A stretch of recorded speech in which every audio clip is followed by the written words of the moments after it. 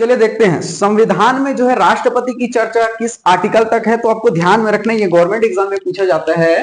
राष्ट्रपति की जो चर्चा है भारतीय संविधान के आर्टिकल से लेकर 61 तक, ठीक है, ये आपको ध्यान में रखना है। कभी कभी आपसे ये पूछे कि भारतीय संविधान के, ठीक है, भारतीय संविधान में जो राष्ट्रपति की चर्चा है किस अनुच्छेद तक है, तो 52 से लेकर के 61 तक है। ये आपको ध्यान में रखना है, ठीक है, कभी कभी ये पूछे जाते हैं। चलिए अब अगला देखते हैं। देखो जो जो जो फैक्ट्स है उसको पहले डिटेल कर लेते हैं जो एग्जाम के दृष्टिकोण से भी महत्वपूर्ण है, ठीक है। और आपको ये बता दूं मैं, तो राष्ट्रपति की चर्चा जो है संविधान के किस अनुच्छेद तक है, अनुच्छेद 52 से लेकर 61 तक। ये अनुच्छेद आपको याद में रखना है भैया, क्योंकि कभी कभी अनुच्छेद को पूछा जाता है। जैसे पूछ दिया जाएगा कि राष्ट्रपति की योग्यता किस अनुच्छेद में है, राष्ट्रपति का जो चुनाव होता है किस अनुच्छेद में है, राष्ट्रपति पर जो महाभियोग लगाया जाता है किस अनुच्छेद में चर्चा है संविधान की, ये ऐसा पूछा जाता है। इसलिए आपको अनुच्छेद को ध्यान में रखना है, ठीक है। चलिए देखते हैं जो राष्ट्रपति का पद है किस देश से लिया गया है, ये आपको ध्यान में रखना है। तो जो अभी राष्ट्रपति का जो प्रेसिडेंट का जो पद है वो कहां से लिया गया है, अमेरिका से लिया गया है, ठीक है। ये आपको ध्यान रखना है, कभी कभी ये पूछा जाता है कि राष्ट्रपति का जो पद है किस देश से लिया गया है, तो अमेरिका से लिया गया है, ठीक है। चलिए अगला बात करते हैं। अब अनुच्छेद को देखेंगे और उसके बाद जो है जब चुनाव पर आएगा अनुच्छेद का, मैं डिटेल में चुनाव को आपको बता दूं, लेकिन मेरा प्रयास ये रहता है कि एग्जाम के दृष्टिकोण से भी हमको लेकर चलना है, ठीक है। तो अनुच्छेद 52 की बात कर लेते हैं, ठीक है। संविधान में राष्ट्रपति की चर्चा किस अनुच्छेद से कहां तक है, तो 52 से लेकर 61 तक। 52 की बात करते हैं। अनुच्छेद 52 में जो है राष्ट्रपति के पद की चर्चा है, ठीक है, ये आपको ध्यान में रखना है। डायरेक्टली ये क्वेश्चन पूछे जाते हैं कि भैया संविधान में राष्ट्रपति के पद की चर्चा किस अनुच्छेद में है, तो 52 में है, ठीक है। चलिए अगला देखते हैं, अनुच्छेद 53 देखते हैं। कार्यपालिका की जो समस्त शक्ति जो है राष्ट्रपति में निहित है। डायरेक्टली ये क्वेश्चन पूछे जाते हैं कि राष्ट्रपति की समस्त जो शक्तियां हैं, ठीक है, सॉरी, कार्यपालिका की जो समस्त शक्तियां किसमें निहित है, राष्ट्रपति में निहित है, ठीक है। आपको ये बता दूं कि राष्ट्रपति को तो कार्यपालिका की समस्त शक्ति राष्ट्रपति में निहित है, ठीक है, लेकिन भारत में जो मेन पावर किसके हाथों में रहता है, प्रधानमंत्री के हाथों में रहता है, ठीक है। राष्ट्रपति में तो कहने के लिए पावर है, लेकिन वास्तविक जो पावर है किसके पास है, पीएम के पास है, प्राइम मिनिस्टर, प्रधानमंत्री के पास होता है, ठीक है। जो है भारत देश में आप देखेंगे मेनली पावर किसके पास होता है, प्राइम मिनिस्टर के पास होता है, ठीक है। और जो है राष्ट्रपति, आपको ध्यान में रखना है, जैसे राष्ट्रपति जो है बहुत से मंत्रियों की नियुक्ति करता है। जैसे आपको गृह मंत्री किसको बनाना है, ये कौन नियुक्ति करेगा भैया, राष्ट्रपति नियुक्ति करेगा कि गृह मंत्री किसको बनाना है, अच्छा इसको बनाना है। लेकिन राष्ट्रपति नियुक्ति करेगा किसकी सलाह पर, प्रधानमंत्री के कहने पर। प्रधानमंत्री पीछे से बोलता है ए राष्ट्रपति, गृह मंत्री भैया उसको बनाना है। तो देखो मेन आपको दिखाने के लिए पावर किसके हाथों में, राष्ट्रपति के हाथों में, लेकिन मेनली जो पावर रहता है प्राइम मिनिस्टर के पास रहता है, ठीक है। अब जैसे मान के चलो किसी को कृषि मंत्री बनाना है, तो राष्ट्रपति तो जरूर बनाएगा कृषि मंत्री, लेकिन राष्ट्रपति किसके कहने पर बनाएगा, प्राइम मिनिस्टर के कहने पर बनाएगा, ठीक है। तो कहते हैं ना कि किसी के कंधे पर रखकर बंदूक चलाना। तो आपको ये ध्यान रखना है कि भारत में जो मेनली जो पावर है प्राइम मिनिस्टर के पास रहता है, ठीक है। और ऐसा भी नहीं है कि राष्ट्रपति को भी अपनी शक्तियां दी गई है, और जैसे अगले अगले वीडियो में बढ़ेंगे आपको डिटेल में चर्चा करेंगे वहां पर। तो 53 में किसकी चर्चा है, आर्टिकल 53 में किसकी, कार्यपालिका की समस्त शक्ति किसमें निहित है, राष्ट्रपति में निहित है, ठीक है। और आपको बता दूं कि संसद में कोई भी विधेयक आता है जब तक राष्ट्रपति साइन न कर दे भैया वो कानून बनेगा ही नहीं। आर्टिकल 54, ठीक है। अब यहां पर हम बात करेंगे राष्ट्रपति के चुनाव के बारे में। देखो अभी तक आपने जानते भी होंगे कि राष्ट्रपति का चुनाव कैसे होगा, लेकिन इस वीडियो में मैं जो है सबसे खतरनाक ढंग से आपको बताऊंगा, और दावा मेरा यह है कि आप राष्ट्रपति का चुनाव जिंदगी भर नहीं भूलेंगे, ठीक है। तो राष्ट्रपति का चुनाव कैसे होता है, सबसे पहले यह ध्यान रखना है कि राष्ट्रपति के चुनाव में कौन कौन भाग लेते हैं, ठीक है। सबसे पहले यही कॉन्सेप्ट आपको समझना, राष्ट्रपति के चुनाव में कौन कौन भाग लेते हैं सबसे पहले। देखो और आपको यह बता दूं कि राष्ट्रपति का चुनाव अप्रत्यक्ष होता है, क्योंकि जनता उसमें डायरेक्ट भाग नहीं लेती। जैसे मान के चलो प्रत्यक्ष चुनाव कब होगा, प्रत्यक्ष जनता कब भाग लेती, जैसे सरपंच का चुनाव हुआ, हम गए और वोट दबा कर आ गए। जैसे विधायक का चुनाव गए, जनता जाती है अपना वोट देकर आती है। जैसे सांसद का हुआ, लोकसभा चुनाव हुआ, जनता जाती है खुद वोट डालती है। तो ये क्या हुआ, प्रत्यक्ष चुनाव हुआ, क्योंकि जनता डायरेक्टली भाग ले रही है। लेकिन राष्ट्रपति का चुनाव में जनता भाग नहीं लेता, ठीक है, आपने आज तक कभी राष्ट्रपति को जो है चुनाव में अपना मतदान डाला है? नहीं डाला है। लेकिन आपने सरपंच का हो गया, जिला पंचायत हो गया, एमएलए का हो गया, सांसद का हो गया, आपने डायरेक्टली गए हैं और वहां पर उसके बटन दबाए हैं कि भैया हमको इसको जो है सांसद बनाना है या तो इसको विधायक बनाना है। अगर आप डायरेक्टली जनता चुनाव डालती है तो उसे प्रत्यक्ष चुनाव कहते हैं। ठीक है, जनता डायरेक्टली मतदान करती तो डायरेक्टली प्रत्यक्ष चुनाव करते हैं। लेकिन राष्ट्रपति के चुनाव में जनता भाग नहीं लेती, आपको बता दूं, इसलिए इसे अप्रत्यक्ष चुनाव कहते हैं। क्लियर हुआ? राष्ट्रपति के चुनाव में क्या जनता भाग लेती है? नहीं लेती भैया। तो राष्ट्रपति के चुनाव में कौन कौन भाग लेते हैं, कौन कौन मतदान डालते हैं राष्ट्रपति के चुनाव में? तो सबसे पहले आपको ध्यान में रखना है, देखो संसद, आपको ध्यान में रखना है, देश में कानून बनाने के लिए, देश में कानून कौन बनाता है? संसद बनाता है, जैसे लोकसभा और राज्यसभा। ठीक है, अगर देश में जैसे कानून बनाना है, पूरे सेंट्रल में अगर मान के चलो कानून बनाना है, तो कानून कौन बनाएगा? लोकसभा राज्यसभा बनाएगा।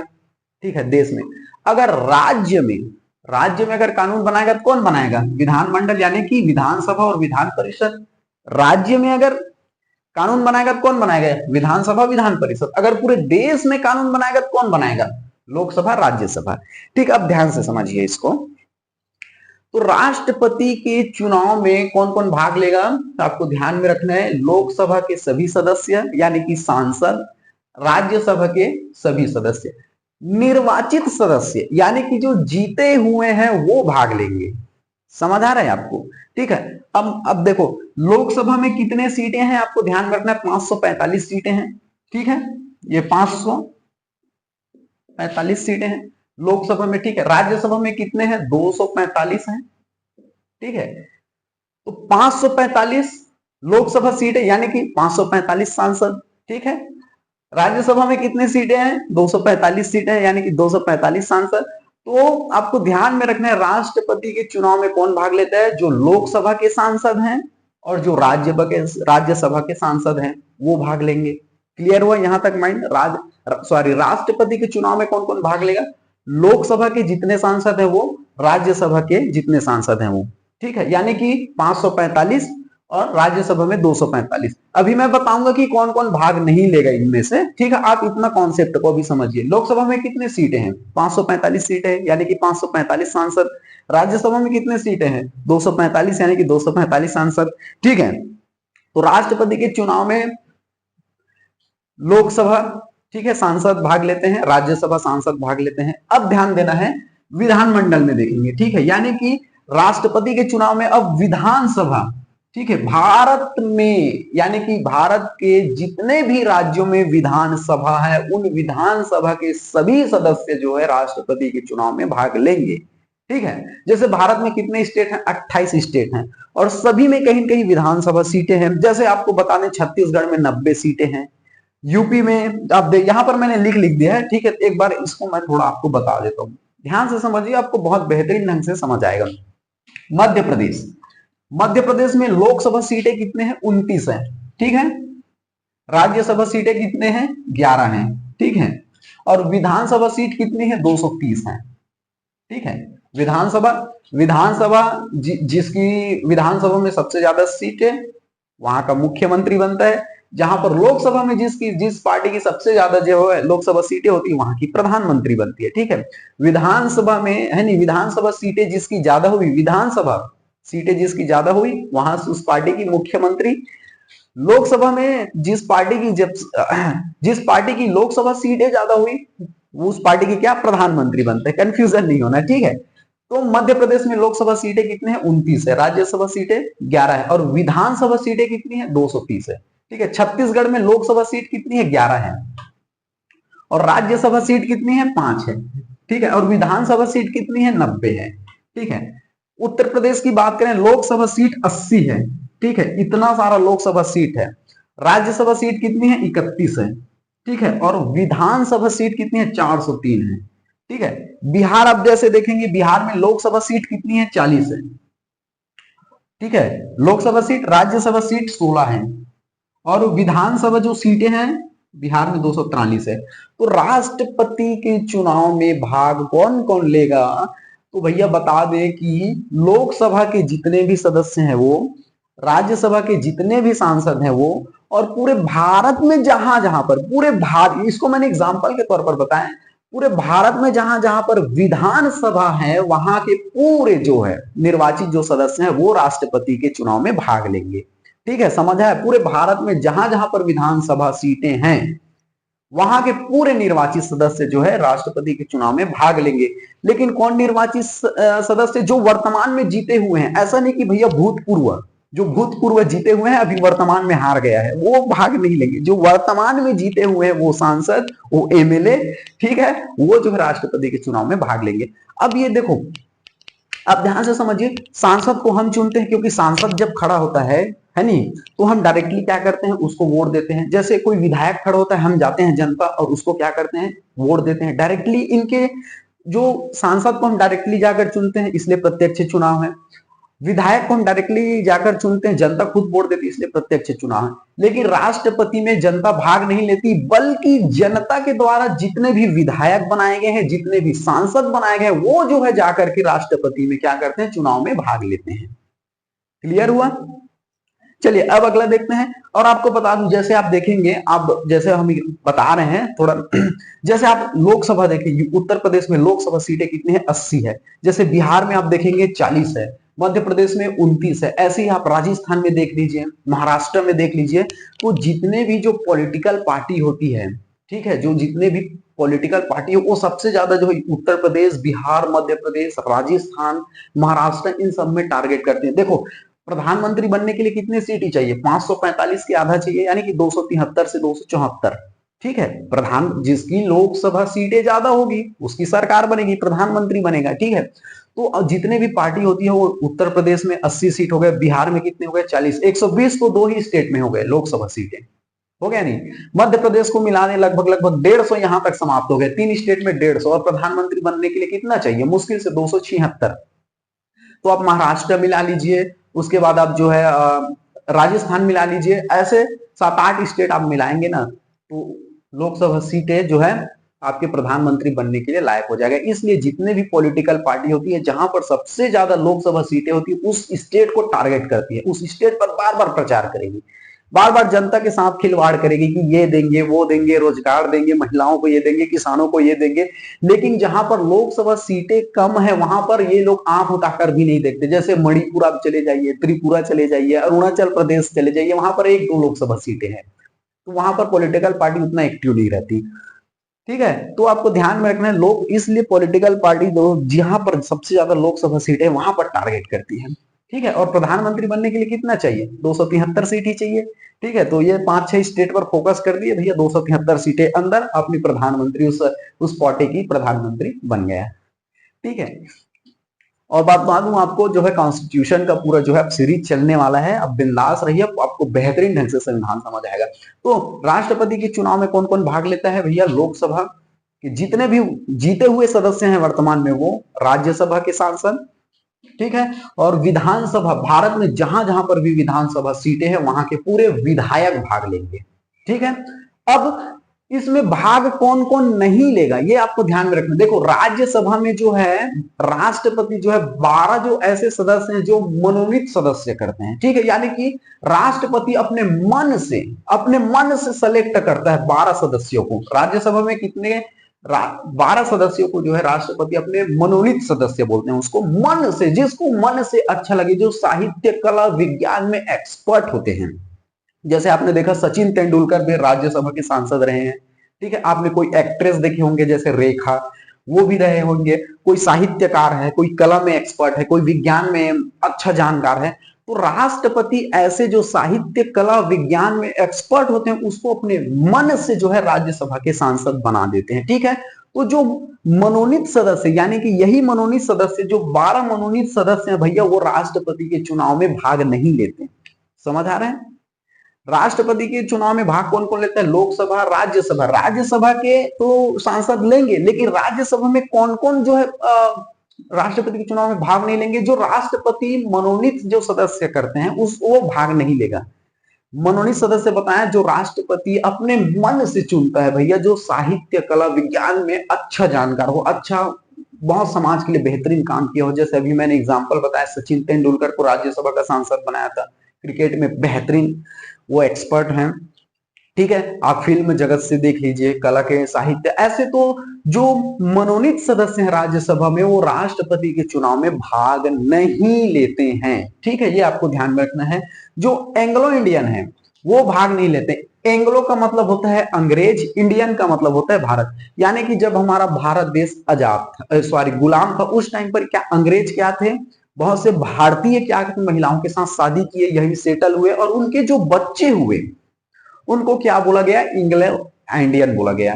ठीक है, तो ये इंग्लो इंडियन अभी समाप्त कर दिया गया है। तो राष्ट्रपति के चुनाव में कौन कौन भाग लेते हैं, लोकसभा, राज्यसभा के सांसद, और भारत में जहां पर भी विधानसभा सीटें हैं एमएलए वो पूरा भाग लेंगे। वर्तमान में जो जीते हुए हैं वो, ये नहीं कि भूतपूर्व जो है जाकर के डाल रहे हैं, ऐसा नहीं।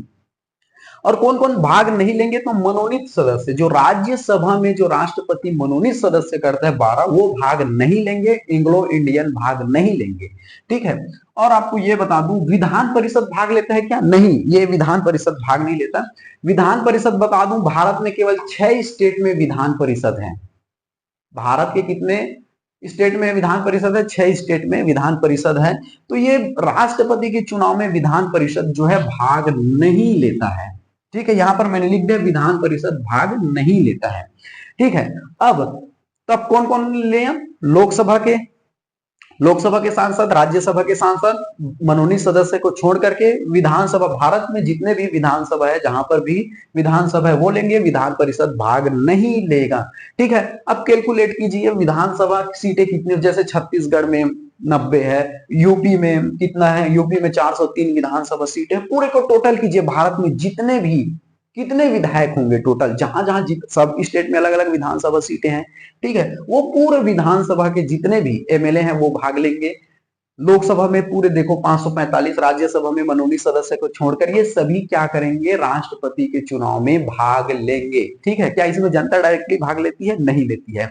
ठीक है, राष्ट्रपति के चुनाव में भाग कौन कौन लेता है, लोकसभा में जितने सीटें हैं सांसद है वो, राज्यसभा में सांसद है वो, ठीक है, विधानसभा में जितने भी एमएलए हैं वो। ठीक है, अब देखते हैं कि राष्ट्रपति के चुनाव में वोट कैसे डाला जाता है। अभी तक हमने क्या देख लिया कि राष्ट्रपति के चुनाव में भाग कौन कौन लेगा, और ये जो जितने भी भाग लिए हैं वो ये वोटिंग कैसे करेंगे, वोट कैसे डालेंगे, इसको हम देखते हैं। ठीक है, चलिए फॉर एग्जांपल हम आपको समझा रहे हैं, बहुत बेहतरीन ढंग से आपको समझ आएगा, इतनी गारंटी हमारी रहती है। ठीक है, देखो मान के चलो राष्ट्रपति के कैंडिडेट के लिए कितने लोग खड़े हैं, 3 लोग खड़े हैं मान के चलो। ठीक है, अब देखो यहां पर हम आपको कैसे समझा रहे हैं, कोई क्रिकेटर का हम नाम लिख लिया, मान के चलो राष्ट्रपति के पद पर खड़ा हुआ है। फॉर एग्जाम्पल हम समझाने के लिए बोल रहे हैं, पता चला दिल से ले लिया आप लोग, कमेंट करना चालू कर दिए। ठीक है, मान के चलो हमने रख दिया राष्ट्रपति के पद के लिए एमएस धोनी को। ठीक है, ये, और किसको खड़ा किया हमने राष्ट्रपति पद के चुनाव के लिए, विराट कोहली को, और तीसरा कैंडिडेट किसे खड़ा किया, मान के चलो रोहित शर्मा को। ठीक है, अब देखो कोई, मानता हूं हम तीनों के बहुत बड़े फैन हैं, बहुत ये वर्ल्ड क्लास प्लेयर हैं, क्रिकेट प्लेयर है, लेकिन हम समझाने के लिए बोल रहे हैं। कोई दिल से ले लेगा कि अरे इसको कैसे आपने ले लिया, तो हम समझाने के लिए बोल रहे हैं, कोई पॉलिटिकल पार्टी का हम नाम नहीं ले रहे हैं, यहाँ पर आपको समझाने के लिए हम क्रिकेटर का यूज कर रहे हैं। ठीक है, अब मान के चलो महेंद्र सिंह धोनी राष्ट्रपति चुनाव के लिए खड़े हैं, विराट कोहली खड़े हैं, और रोहित शर्मा खड़े हैं। अब मैंने ये बताया कि राष्ट्रपति के चुनाव में वोट डालने के लिए कौन कौन भाग लेगा, जितने भी लोकसभा सीटें पर, लोकसभा में जितने भी सांसद रहेंगे, राज्यसभा में जितने सांसद रहेंगे मनोनीत सदस्य को छोड़कर, जितने भारत की स्टेट में जितने भी विधायक हैं विधानसभा से, वो लोग जो है क्या है, अब इनको वोट डालेंगे। अब ये ध्यान रखना है कि जितने कैंडिडेट है उतने को प्रॉपर आपको वोट डालना है। अभी आपको समझ नहीं आ रहा होगा, मैं अभी जब प्रैक्टिकल आपको बताऊंगा तो और अच्छे से समझ आएगा। ठीक है, देखो आप जिला पंचायत के चुनाव में, सरपंच के चुनाव में, या विधायक के चुनाव में, या सांसद के चुनाव में क्या होता है, आप इसी में से केवल एक व्यक्ति को ही आप वोटिंग कर सकते हैं। एक से ज्यादा लोगों को जैसे वोटिंग कर, जैसे आपके गांव में सरपंच में खड़ा है, 3-4 लोग खड़े हैं, अगर तीनों चारों को वोट दे दिए एक ही व्यक्ति, तो क्या रिजेक्ट हो जाता है वो वोट, है नहीं। लेकिन राष्ट्रपति के चुनाव में ऐसा नहीं होता, तीनों खड़े हैं तो तीनों के तीनों को आपको वोट देना पड़ेगा। ऐसा नहीं कि महेंद्र सिंह धोनी को राष्ट्रपति के पद पर खड़े हैं, ये अगर इसको बस वोट दे दिए, इसको नहीं दिए, तो नहीं चलेगा, तीनों को देना है आपको वोट। समझ आ रहा है? राष्ट्रपति के चुनाव में ऐसा होता है। अब सरपंच के चुनाव में क्या होता है, केवल एक को वोट देना रहता है। अगर तीनों को दे दिए, जैसे 10 कैंडिडेट खड़े हैं सरपंच चुनाव के लिए, 10 के 10 को वोट दे दिए सरपंच चुनाव में, तो रिजेक्ट हो जाएगा। लेकिन राष्ट्रपति के पद में जितने लोग खड़े हैं उतने लोगों को आपको वोट देना होगा, लेकिन आपको एक क्रम देना पड़ेगा। आप कैसे, ध्यान से समझिए, ठीक है? समझ आया कि सभी को वोट देना है। देखो अब ये अब जितने भी अब भारत के सांसद हैं वो आ गए हैं, एमएलए आ गए हैं, अब वो वोट डाल रहे हैं, ठीक है? अब चलिए वोट डालने के लिए आ गए हैं। अब कोई सांसद आया, बोला अरे आप महेंद्र सिंह धोनी बहुत अच्छा लगता है हमको। ऐसा नहीं कि विराट कोहली बेकार लगता है, लेकिन अब इनको क्रम देना है आपको। तो चलिए ठीक है, मान के चलो उदाहरण के तौर पर हम सांसद है, हम चले गए वोट डालने के लिए, ठीक है? तो हम क्या करेंगे, यार महेंद्र सिंह धोनी मेरे को बड़ा अच्छा लगता है, या बहुत योग्यता है इसमें राष्ट्रपति बनने के लिए, मेरे हिसाब से मैं सोचता हूं इनको पहले नंबर पर रखूंगा, ठीक है? ये पहले नंबर पर। विराट कोहली को मैं ऐसा करता हूं, ये भी अच्छा है, ठीक है, इसको मैं दे देता हूं दूसरे नंबर पर। मेरी चॉइस है कि पहला महेंद्र सिंह धोनी को, दूसरे पर रखूं विराट कोहली को, तीसरे पर रख देता हूं रोहित शर्मा को, ठीक है? देखो ऐसा नहीं कि महेंद्र सिंह धोनी बस को एक नंबर दे दिए, इनको नहीं दिए, ऐसा नहीं करना है आपको। तीनों को, जितने लोग खड़े हैं उतना तो क्रम जाएगा ना। जैसे 4 लोग खड़े तो 4 तक क्रम जाएगा, चौथे नंबर तक आपको देना पड़ेगा। 5 लोग खड़े, 5वें नंबर तक आपको देना पड़ेगा। अपनी चॉइस को देना पड़ेगा ना, कि कौन वरीयता देना पड़ेगा, क्योंकि इसको आप कितना नंबर देना चाहते हैं। तो और कोई सांसद आए, इतने सांसद हैं, अभी मैंने बताया कि पूरे सांसद आएंगे, राज्यसभा के सांसद आएंगे, इतने विधायक आएंगे सब डालने के लिए। अब कोई दूसरा सांसद आया, वो बोला उनकी अपनी चॉइस है, अपनी योग्यता है, अपने हिसाब से वो देखा, वो देखेगा महेंद्र सिंह धोनी, यार मेरे, सबकी सांसद की अपनी अपनी थॉट है, अपनी अपनी सोच है। कोई बोलेगा यार महेंद्र सिंह धोनी को मैं ऐसा करता हूं, इसको मैं तीसरे नंबर पर चॉइस करता हूं। विराट कोहली को मैं पहले नंबर पर दूंगा, यह ठीक है। रोहित शर्मा यार, इसको मैं दूसरे नंबर पर दे देता हूं, ठीक है। देखो जितने भी सांसद आएंगे, कौन कौन भाग लेता है मैंने बताया ना, वो अपने अपने हिसाब से क्रम देगा, जितने कैंडिडेट है उतना ही क्रम देगा। चलो अब कोई और आया, मान के चलो और कोई सांसद आया वोटिंग करने के लिए, ऐसे जितने सांसद है पूरे आएंगे और पूरे अपने वोटिंग देंगे, अपनी वैरिता क्रमांक देंगे उनको, ठीक है, समझ आ रहा है। कोई और सांसद आया वोट डाल के, ये बोला यार Mahendra Singh Dhoni first, I like it, ये पहले नंबर पर इनको देता हूं मैं, ठीक है। उसके बाद विराट कोहली को ऐसा करता हूं यार, मैं तीसरे नंबर पर इनको दे देता हूं, दूसरे पर ऐसा करता हूं रोहित शर्मा को दे देता हूं, ठीक है। चलिए अब फिर हम अगला देखते हैं। इसके बाद हम क्या देखेंगे, अगला देखेंगे, कोई और सांसद आया और फिर वो अपना वोटिंग डालेगा। ऐसा किया, महेंद्र सिंह धोनी को ये क्या कर दिया, दूसरे नंबर पर दे दिया, ठीक है, दूसरे नंबर पर। और इसको क्या किया, विराट कोहली को ऐसा करता हूं यार मैं ये इसको मैं दूसरे नंबर पर दे देता हूं, ठीक है। और रोहित शर्मा को ऐसा करता हूं फर्स्ट नंबर, मेरी चॉइस रहेगी कि रोहित शर्मा जो है प्रेसिडेंट बने, तो वो फर्स्ट नंबर पर कर दिया, ठीक है। ऐसे करके जितने भी सांसद है, जितने भी लोकसभा राज्यसभा के सांसद है, विधानसभा के जितने एमएलए हैं, पूरा ऐसे वरीयता क्रम से अपना अपना पूरा क्रमांक देखेंगे। अब मान के चलो पूरा डल गया, ठीक है, वोट डाल दिए, अब इसकी काउंटिंग कैसे होगी आपको ध्यान देना है, ठीक है। ऐसे इसका काउंटिंग, अब ध्यान ये देना है कि भैया फर्स्ट चॉइस पर, पहले नंबर पर कौन सबसे ज्यादा है, पहला नंबर किसको सबसे ज्यादा मिला है, यानी कि फर्स्ट चॉइस सबसे ज्यादा किसको है। देखेंगे, सबसे पहले इसको देखेंगे, पहले नंबर पर रोहित शर्मा को केवल फर्स्ट नंबर पर एक ही मिला है, ठीक है। इसको कितना मिला, ये देखो एक ही बस मिला है, ठीक है। फिर देखते हैं विराट कोहली को कितना मिला है, फर्स्ट नंबर पर एक मिला है, ठीक है। अब देखते हैं महेंद्र सिंह धोनी को फर्स्ट नंबर पर कितना मिला है, 1 2, यानी कि 2, इनको फर्स्ट नंबर पर कितने लोगों ने देखा, 2 लोगों ने दे दिया यहां पर, देखो, ठीक है। तो ये प्रथम चरण में क्या हुआ, राष्ट्रपति कौन बन गए, महेंद्र सिंह धोनी बन गए, समझ आए। यानी कि फर्स्ट नंबर सबसे ज्यादा किसको मिला, फर्स्ट नंबर सबसे ज्यादा किसको मिला, देखो यहां पर रोहित शर्मा को 1 मिला, विराट कोहली को 1 मिला, लेकिन हाईएस्ट 1 और 1, यहां पर 2 लोगों को, यहां पर 2 जगह पर महेंद्र सिंह धोनी आगे हो गया, ठीक है। 2 लोगों ने, इन लोगों को तो एक एक ही फर्स्ट चॉइस मिला, इनको देखो 1 और 2, ये प्रथम चरण का चुनाव हुआ। और क्या हुआ, चरण के चुनाव में क्या हुआ, महेंद्र सिंह धोनी जो है जीत गया, ठीक है। तो प्रथम चरण, मैक्सिमम राष्ट्रपति के चुनाव में ऐसा होता है कि प्रथम चरण में ही क्या हो जाता है, चुनाव का नतीजा आ जाता है, जिसका सबसे ज्यादा फर्स्ट क्रमांक रहेगा वो क्या हो जाएगा आपका, वो राष्ट्रपति वो राष्ट्रपति बन जाएगा। ठीक है, यहाँ पर महेंद्र सिंह धोनी देखो एक एक ये सबसे ज्यादा फर्स्ट नंबर पर चॉइस है, ये महेंद्र सिंह धोनी क्या बन गए, यहाँ पर राष्ट्रपति बन गया। ठीक है, देखो ये तो प्रथम चरण, इसको एक ही चरण में अगर नतीजा निकल जाता है उसे प्रथम चरण कहते हैं। अब ध्यान से समझिए, ये तो प्रथम चरण में हो गया चुनाव, जीत गए महेंद्र सिंह धोनी। एक केस कभी कभी ऐसा होता है कि भैया बराबर हो जाते हैं, सभी का बराबर हो जाते हैं, उस स्थिति में क्या होगा, है नहीं, वोट तो बराबर हो सकते हैं, तो उस स्थिति में क्या होगा, चलो एग्जांपल के तौर पर मैं आपको समझा दूं। अब देखते हैं, इससे जस्ट पहले हमने जो बताया क्या था कि प्रथम चरण में नतीजा निकल गया, रिजल्ट निकल गया और जो महेंद्र सिंह धोनी क्या बन गया, राष्ट्रपति बन गया। अमूमन ऐसा ही होता है कि फर्स्ट चरण में आपका क्या हो जाता है, नतीजे निकल जाते हैं।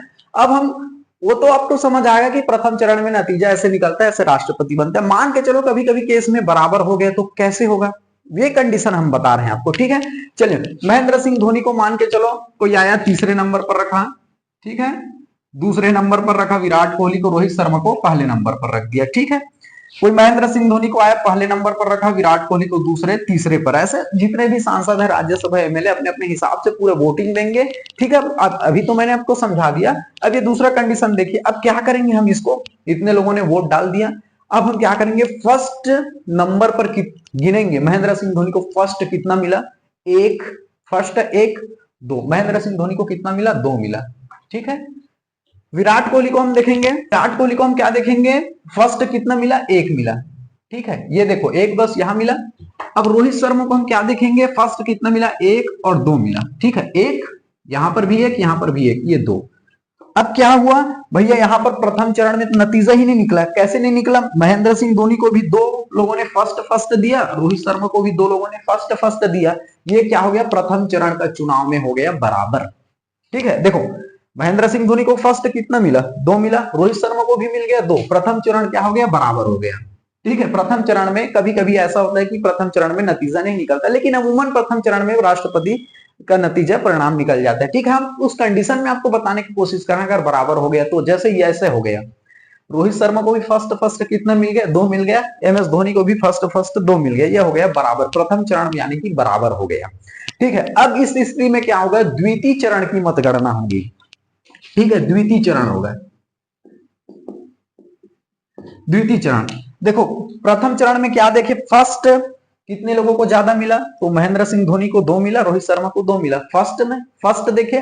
अब इसमें क्या देखना है कि सेकंड, ठीक है, सेकंड कौन सबसे ज्यादा है, ये आपको ध्यान में रखना है, यानी कि दूसरे नंबर ज्यादा कहां पर है। जैसे महेंद्र सिंह धोनी को दूसरा टू नहीं है, यहां पर महेंद्र सिंह धोनी दूसरे चरण में खत्म हो गए, हार गए। ठीक है, दूसरे चरण में हम देखें विराट कोहली को दो नंबर पर सबसे ज्यादा कहां पर मिला है, एक तो यहां एक यहां। ठीक है, इसको कितना मिल गया है, दो मिल गया है दूसरे चरण में।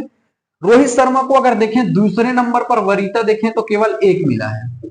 ठीक है, तो क्या समझे, द्वितीय चरण में विराट कोहली क्या बन गए, प्रेसिडेंट बन गए। ठीक है, ऐसा होता है द्वितीय चरण। प्रथम में क्या है, फर्स्ट, प्रथम चरण में क्या देखें, फर्स्ट को देखें, फर्स्ट किसको ज्यादा मिला है, तो बराबर हो गया। अब द्वितीय चरण में सेकंड देखना है, सेकंड किसको ज्यादा मिला है, यानी दो नंबर सबसे कहां मिला है। जैसे देखो महेंद्र सिंह धोनी को दो कहीं पर नहीं मिला है, देख लो तीन एक मिला है, दो दूसरा मिला ही नहीं है, तो हार गए। ठीक है, द्वितीय चरण में रोहित शर्मा को दो अगर देखे तो केवल एक ही मिला हुआ है, ये एक मिला हुआ है, लेकिन विराट कोहली को ये दो जो वरीयता क्रम है वो दो मिला है, एक और दो। तो यहां पर जो है द्वितीय जब चरण की मतगणना हुई तो जिसमें प्रेसिडेंट कौन बना, विराट कोहली बन गए।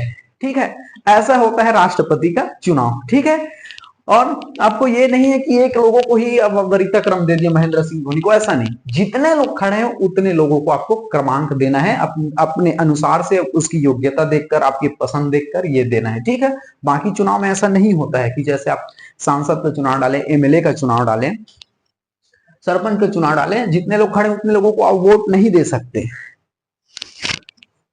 वरना जो है वोट आपका रिजेक्ट हो जाएगा। ठीक है, तो इस तरह से आपको समझ आया कि राष्ट्रपति का चुनाव में भाग कौन कौन लेता है, राष्ट्रपति का चुनाव कैसे वोट डाले जाते हैं। ठीक है, आपको ध्यान में रखना है। और राष्ट्रपति का चुनाव एकल संक्रमणीय अनुपातिक प्रणाली द्वारा अप्रत्यक्ष विधि है, डायरेक्टली क्वेश्चन पूछे जाते हैं, राष्ट्रपति का चुनाव किस विधि के द्वारा होता है, तो नाम याद रखना है आपको, एकल संक्रमणीय अनुपातिक प्रणाली।